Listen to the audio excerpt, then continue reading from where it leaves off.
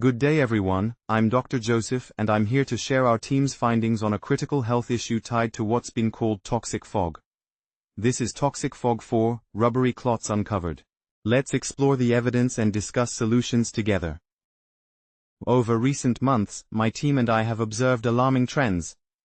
A surge in fatal strokes and arrhythmias across all ages, paired with unusual blood changes under light microscopy. We've identified rubbery clots in patient samples, likely contributing to these outcomes. Today, I'll share our data, including an image I captured, to foster discussion and collaboration. These clots are unlike anything I've seen in my practice. They're dense, rubber-like, made of synthetic hydrogels, heavy metals, and intracellular substances, with no intact red blood cells. We believe they form in nano-confined environments driven by engineered nanotechnology. This patient-provided photo shows their unique structure. The microscope images I'll present outline a hypothetical sequence of clot formation based on my visual analysis and published research.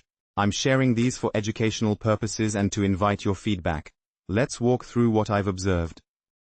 It starts with self-assembling nanoparticles. These tiny structures are the foundation of the clots, initiating the process I'll describe. At over 1000x magnification, I've observed microfilaments. They seem to trap red blood cells, using their energy to expand hydrogel networks. This is a key early step in clot formation. This isn't entirely new. In 1682, Ettmüller described similar fibers as parasitic. Sir Thomas Browne noted harsh hairs in children.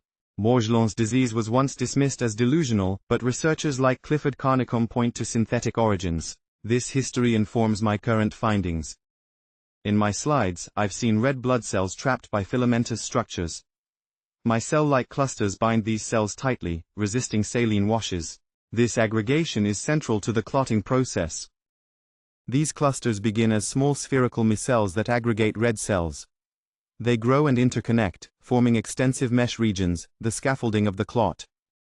As micelles mature, they form larger, worm-like hydrogel filaments. These wrap around red blood cells, immobilizing them and advancing the clot structure. The result is a dense immobile sludge of compressed RBCs within the mesh.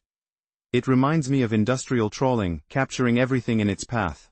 This stage is where the clot becomes especially dangerous. These extensive micellar networks absorb nearby cells, transitioning from living red cells to fully captured zones, forming jellyfish-like hydrogel sheets. These sheets are the rubbery clots I've extracted from patients. My observations suggest a structured, stepwise process, not a random event. Addressing this is challenging.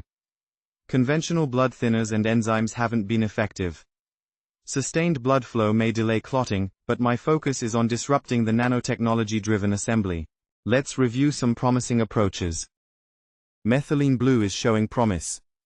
My lab data suggest it deactivates hydrogel components, reduces oxidative stress, and disaggregates clumped red cells, slowing clot development. I've tested EDTA with liposomal vitamin C, which chelates metals like aluminum and platinum that may trigger hydrogel formation. Vitamin C reduces oxidative stress, boosting EDTA's effects. Activated charcoal has been intriguing. When I applied it to blood slides, cell clusters disbanded, likely because it absorbs toxins linked to synthetic particles. I'm also exploring unconventional methods, like the 528 Hz frequency delivered via cell phone. Early tests hint it may affect clot dynamics, but I need more data. Specialized pulsed electromagnetic field therapy, or MAS PEMF, is promising.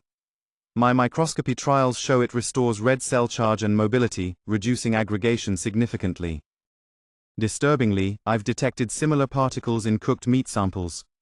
This suggests ongoing dietary or environmental re-exposure, highlighting the need for wider investigation.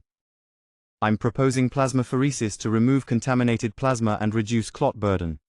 My team is studying its frequency and cost-effectiveness to guide its use. These findings are preliminary, but the structured clot formation I've observed demands urgent attention.